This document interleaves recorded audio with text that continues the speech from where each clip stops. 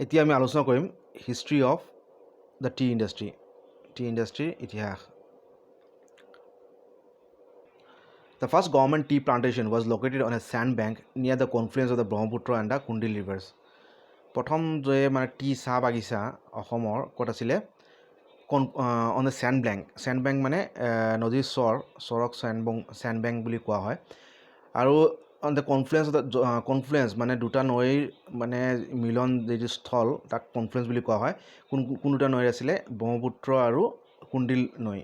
এইটো কুণ্ডিল নৈটো অৰুণাচলৰ পৰা আহে আৰু ব্ৰহ্মপুত্ৰৰ লগত মানে লোহিতৰ লগত লগ হয় শদিয়াঘাটত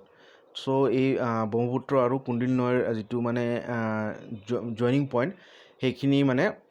তাৰে ওচৰত মানে অসমৰ প্ৰথম চাহ বাগিচা বা চাহ খেতি কৰা হৈছিলে The poor and porous soil was quite unsuitable for the purpose and the experiment proved a failure. এই যে নদীৰ চৰত যিটো মানে মাটি মানে ইমান হেৰি উৰ্বৰা নহয় আৰু পৰাছ মানে মাটিত পানীবিলাক নাথাকে সেইকাৰণে কি হয় মানে চাহ খেতিৰ কাৰণে মানে হেৰি বালি মাটি যিহেতু মানে বালি মাটি সেইকাৰণে মানে চাহ খেতিৰ কাৰণে অযোগ্য বুলি কৈছে আৰু তাতে মানে ভাল খেতি হোৱা নাই এই এক্সপেৰিমেণ্ট যিটো কৰিছিলে কুলডিন আৰু ব্ৰহ্মপুত্ৰ নৈৰ যিটো চৰত মানে তাতে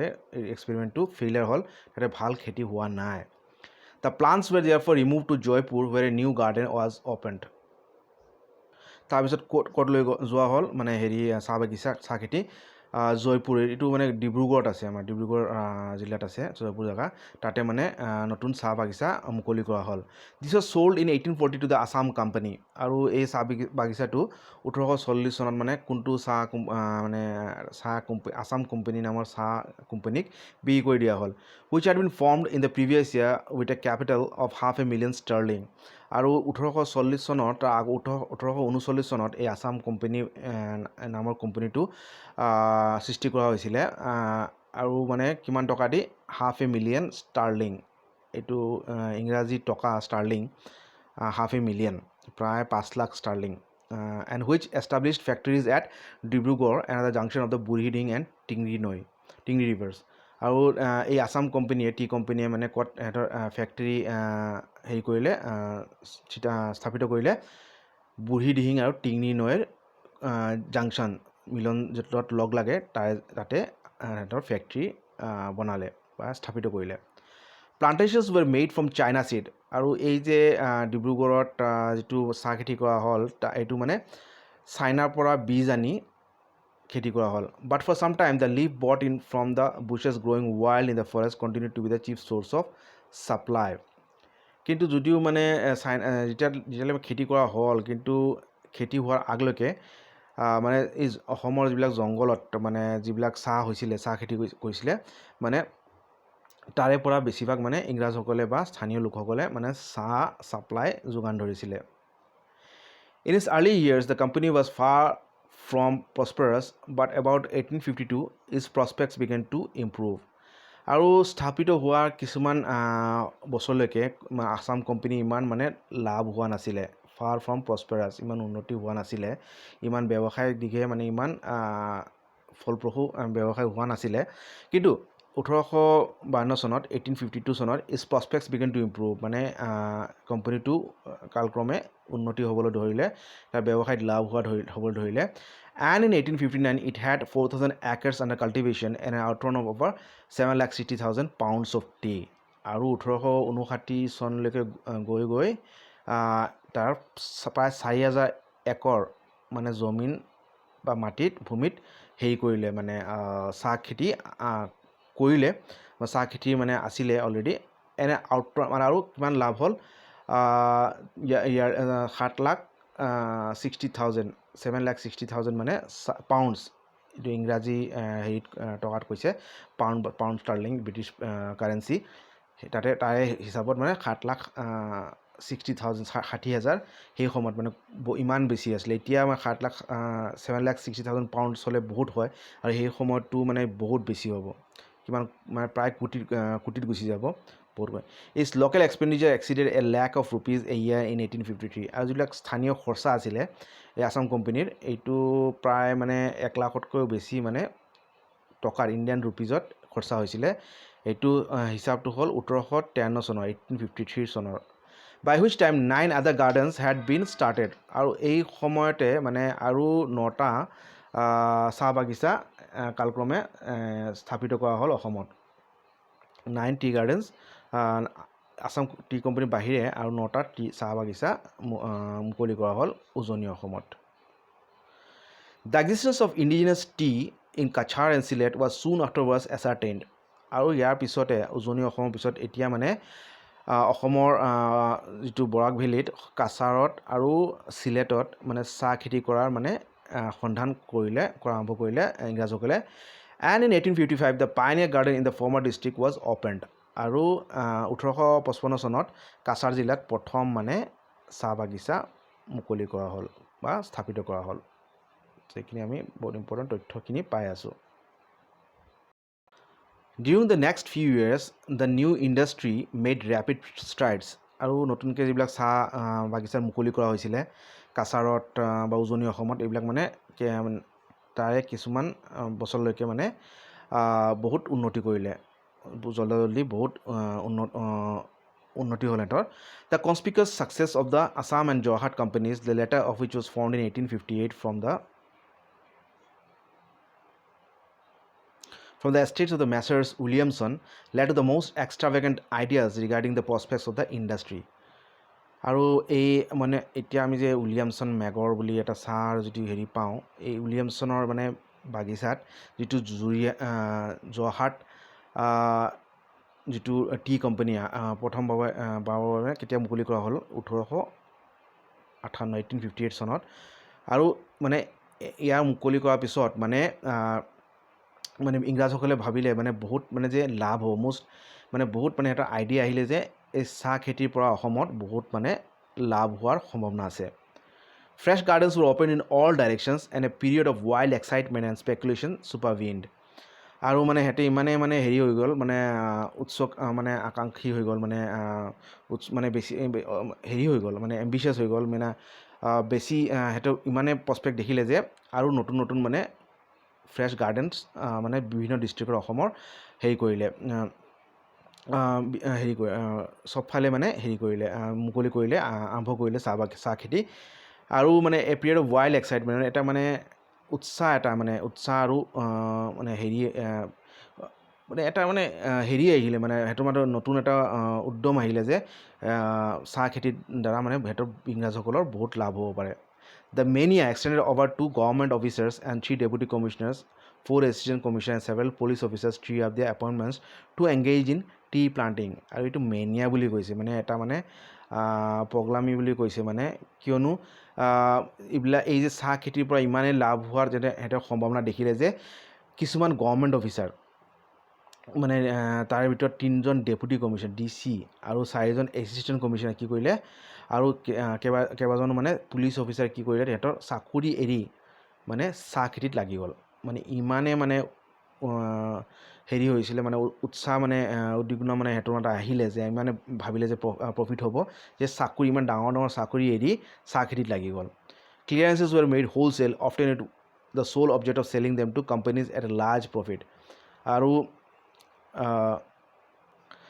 were made wholesale, often with the sole object of selling them to companies at a large profit. আৰু চাহ খেতি নতুন মানে মুকলি কৰিলে, ক্লিয়াৰেঞ্চ দিলে, মানে চাহ খেতি নতুন বাগিচাবিলাক ইংৰাজসকলে ক্লিয়াৰেঞ্চ দিলে, মানে এইটো আশাত যে এই চাহ বাগিচাবিলাক মানে ডাঙৰ ডাঙৰ বেলেগ বেলেগ কোম্পানীক মানে বিক্ৰী কৰি দিব আৰু মানে বহুত সিহঁতে মুনাফা লাভ কৰিব। Land was taken up irrespective of the suitability for the object in view or the supply of labor available. আৰু মানে বহুত ডাঙৰ ডাঙৰ মানে বেছি মানে হেৰি মাটি বা হেৰি কৰিলে, মাটি কিনিলে সিহঁতে, আৰু এইটো মানে সিহঁতে বিচাৰ কৰা নাই যে এই মাটিটো মানে যোগ্য হয়নে নাই চাহ খেতিৰ কাৰণে। আৰু এই চাহ খেতিৰ কাৰণে সিহঁতে মানে যিটো মানে লেবাৰ লাগিব, যিটো বনোৱা লাগিব, এই বনোৱাটো সিহঁতে পাব নাই যথাযথ, কাৰণ চাহ খেতি কৰাৰ কাৰণে বহুত এইবিলাক কষ্টকৰ মানে বহুত দুৰ্গম মানে মানে জংঘলে চংঘলে মানে সাপ হেৰি থাকে জীৱ জন্তু থাকে সাপ থাকে বেছি হেৰি থাকে মানে এইবিলাক বিষাক্ত মানে কীট পতংগ থাকে এতিয়া সেইবিলাকৰ মাজত এইবিলাক কৰিব লাগে মানে চবে নোৱাৰে এই তাৰ কাৰণে ছাপ্লাই অফ লেবাৰ থাকিব লাগিব তেতিয়াহে খেতি হ'ব এইখিনি বাছ বিচাৰ নকৰাকৈ মাটি ইমান উৰ্বৰা হয়নে নাই চাহ খেতিৰ কাৰণে যোগ্য হয়নে নাই সেইটো নাভাবাকৈ ডাঙৰ বেছিকৈ মানে সিহঁতে মাটি কিনা আৰম্ভ কৰিলে নতুন নতুন চাহ বাগিচা মুকলি কৰা আৰম্ভ কৰিলে and was planted out with a wholly insufficient number of tea bushes আৰু ইয়াতে খেতি আৰম্ভ কৰিলে মানে ইনচাফিচিয়েণ্ট মানে যথাযথ পৰিমাণৰ মানে চাহৰ মানে হেৰি নাছিলে চাহ গছৰ ডাল বা চাহ যিটো মানে যাৰ দ্বাৰা মানে চাহ লগাবৰ কাৰণে কি কৰা হয় মানে চাহ গুটি লাগে বা চাহৰ ডাল লাগে তো এইবিলাক নথকাকৈ মানে মাটি ইমান বেছি আছিলে যে চাহ ৰোপণ কৰা নতুনকৈ চাহ গছ নাছিলে বা মানে বীজো নাছিলে বা চাহৰ ডালো নাছিলে তো মানে কেনেকুৱা মানে সিহঁতে হেৰি কৰিব বা চাহৰ শিপা নাছিলে যে ইমান মানে ধৰক মানে বহুত বিঘা মাটি লৈ লৈছে কিন্তু সেইখিনিতো পৰ্যায়ক্ৰম মানে চাহ হেৰি লাগিব খেতি কৰা মানে চাহ শিপা বা চাহৰ গুটি লাগিব কিন্তু এইখিনি নথকাকৈ মানে সিহঁতে মাটি কিনি লৈছিলে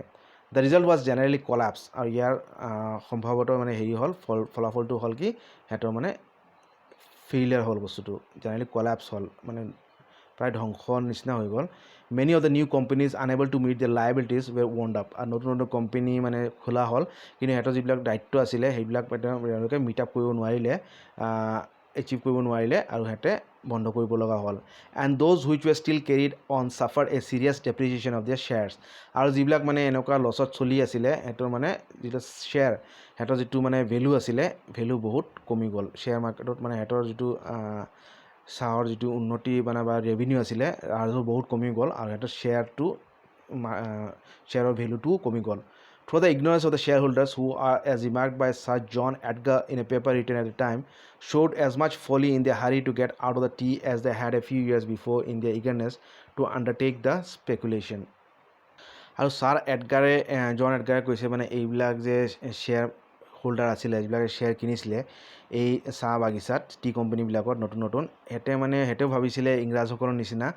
যে চাহ খেতিৰ পৰা বহুত মানে লাভ হ'ব আৰু সিহঁতৰ মানে বেছি সময় নাই মানে সিহঁতৰ শ্বেয়াৰ যিমান পাৰে ইমান কিনি ল'ব লাগে কাৰণ চাহৰ পৰা বহুত উন্নতি হ'ব পাৰে বহুত লাভ হ'ব পাৰে সেই অনুপাতে সিহঁতে বেছিকৈ শ্বেয়াৰ কিনি লৈছিলে আৰু তাৰ ফলত সিহঁতৰ বহুত লছ হ'ল তাৰপিছত তেতিয়া আলোচনা কৰিম ৰিকাভাৰী এণ্ড ৰিচেণ্ট প্ৰগ্ৰেছ এইটো কেনেকৈ ৰিকভাৰী হ'ল চাহ লছবিলাক কেনেকৈ ৰিকভাৰী হ'ল আৰু ৰিচেণ্ট মানে তাৰপিছত কেনেকৈ উন্নতি হ'ল চাহ খেতিত সেইটো তাৰ বিষয়ে অলপ আলোচনা কৰিম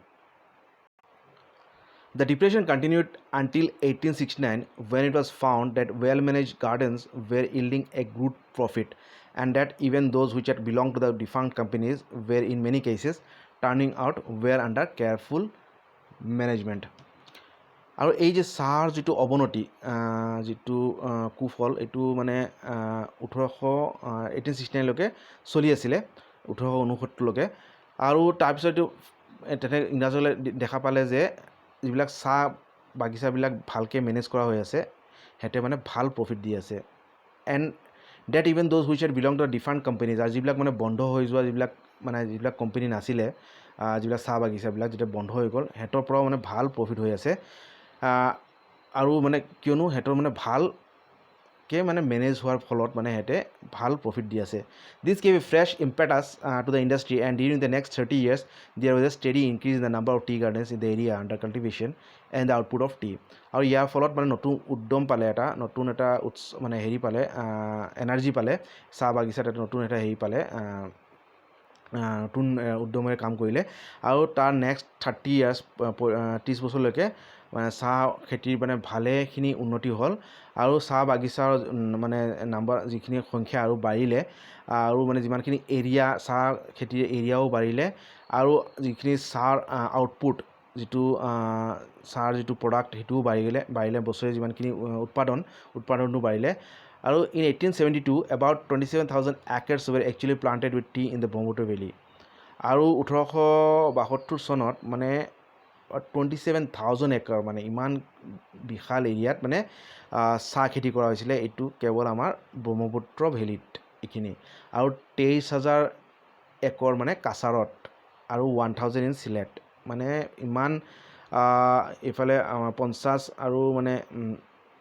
প্ৰায় 51,000 একৰ আমাৰ হেৰি চাহ বাগিচা মানে চাহ খেতি কৰা হ'ল গোটেই অসমত The outturn in these three tracks were respectively 6 million, 5 million and 3 million of pounds. আৰু চাওক ইমান প্ৰফিট হৈছিলে মানে যিটো ব্ৰহ্মপুত্ৰ ভেলীৰ পৰা যিটো মানে প্ৰফিট হৈছিলে এইটো হ'ল in this tract were 6 million 6 million হৈছিলে ব্ৰহ্মপুত্ৰ ভেলীত 5 মিলিয়ন আমাৰ হেৰি কাছাৰত আৰু 3 মিলিয়ন পাউণ্ডছ এইবিলাক চব টকাত নহয় ৰুপিজত পাউণ্ডছ মানে ইমান লাভ হৈছিলে In 1878, the total production of tea was 28.5 million pounds. আৰু 1878 চনত মানে যিমান টোটেল টি চাহ প্ৰডাকশ্যনৰ যিখিনি পৰিমাণ এইটো হৈছিলে 28.5 মিলিয়ন পাউণ্ড ইমান বেছি হৈছিলে In 1885, it was 53.5 মিলিয়ন মানে প্ৰায় 7 বছৰ পিছত আৰু প্ৰায় ডাবল হৈ গ'ল 53.5 মিলিয়ন হৈ গ'ল আৰু in 1901, it was close to 134 pounds আৰু 1901 চনত 3 গুণ হৈ গ'ল production 134 million pounds namely 72 million pounds in the Brahmaputra valley তাৰে মাজত 72 মিলিয়ন পাউণ্ড আছিলে আমাৰ ব্ৰহ্মপুত্ৰ ভেলীত and 62 million pounds in the Surma valley 62 million pound আমাৰ বৰাক ভেলীত the area under cultivation in the year was last mentioned was 338,186 acres আৰু যিটো মানে ৰাইটাৰে যেতিয়া লিখিছিলে মানে যেতিয়া কিতাপ লিখাৰ সময়ত যিটো টোটেল এৰিয়া আণ্ডাৰ কাল্টিভেশ্যন আছিলে চাহ খেতিৰ আণ্ডাৰ এইটো আছিলে 3,38,186 acres ইমানখিনি জেগাত মানে চাহ খেতি কৰা হৈছিলে or about 1/3 of the total quantity of land taken up by the tea planters এইটো মানে প্ৰায় যিমানখিনি যিবিলাক চাহ খেতিয়কসকলে যিমানখিনি মাটি লৈছিলে মাটি কিনিছিলে তাৰে প্ৰায় 3/1 ভাগ মানে চাহ খেতি কৰা হৈছিলে The capital invested in Assam tea gardens in 1903 may be estimated roughly at more than 14 million pounds sterling আৰু 1903 চনত অসমত যিমান চাহ বাগিচাত যিমান ইংৰাজসকলে মানে পইচা মানে ইনভেষ্ট কৰিছিলে সেইটো মানে প্ৰায় হ'ল আমাৰ 14 মিলিয়ন পাউণ্ড ষ্টাৰ্লিং ইমান টকা মানে পাউণ্ড ষ্টাৰ্লিং মানে ইনভেষ্ট কৰিছিলে মানে কিমান হেঁতে উৎসাহিত আছিলে মানে চাহ খেতি লৈ In 1866, no less than 96% of the tea imported into the United Kingdom came from China and only 4% from India. এটা চাওক এটা এষ্টিমেট চাওক 1866 চনত প্ৰায় 96% 96,000% টি ইম্পৰ্টেড যিটো চাহ মানে ৰপ্তানি কৰা হৈছিলে ইউনাইটেড কিংডমত এইটো মানে চাইনাৰ পৰা আহিছিলে আৰু 4% মানে ইণ্ডিয়াৰ পৰা আহিছিলে কিন্তু এইটো 20 বছৰ পিছত 1886ত কি হ'ল 1886 চনত 59% মানে এইটো 96%ৰ পৰা হ'ল 59% চাইনাৰ পৰা আহিলে আৰু ইণ্ডিয়া কিমান ছাপ্লাই কৰিলে 38% মানে বাঢ়ি গ'ল 4%ৰ পৰা 38% হৈ গ'ল and a new rival Ceylon contributed 3% আৰু এই সময়তে মানে চিলন মানে আমাৰ বৰ্তমানৰ শ্ৰীলংকাটো মানে চাহ খেতি আৰম্ভ হ'ল আৰু শ্ৰীলংকাই মানে প্ৰায় 3% চাহ ৰপ্তানি কৰিছিলে ইউনাইটেড কিংডমত সেই সময়ত In 1903, the imports of China tea had fallen to 10%. কিন্তু চাওক 1886ৰ পৰা 1903 অহালৈকে মানে যিটো মানে চাইনা টি যিটো ইংলেণ্ডত ৰপ্তানি কৰা হৈছিলে সেইটো 96%ৰ পৰা অনলি 10% হৈ গ'ল compared with 59% of India and 13% Ceylon আৰু ইণ্ডিয়াৰ পৰা তেতিয়া প্ৰায় 59% এক্সপোৰ্ট কৰা হ'ল ইউনাইটেড কিংডমত আৰু 31% মানে চিলন টি মানে চাইনা টিৰ মানে যিটো কোৱান্টিটি সেইটো বহুত কমি গ'ল আৰু ইণ্ডিয়াৰ মানে 4%ৰ পৰা প্ৰায় 59% মানে বেছিভাগে সৰহভাগে মানে ইণ্ডিয়াৰ চাহ ইংলেণ্ডলৈ ৰপ্তানি কৰা আৰম্ভ হ'ল মানে এইটো মানে চাহ খেতি কিমান উন্নতি হ'ল ইয়াৰ পৰা আমি এটা অনুমান পাওঁ এতিয়া নেক্সট আমি ডিছকাছ কৰিম ইম্প্ৰুভমেণ্টছ ইন মেনুফেকচাৰ এটচেট্ৰা মানে চাহ খেতিৰ উৎপাদনৰ উন্নতি তাৰ বিষয়ে অলপ ডিছকাশ্যন কৰিম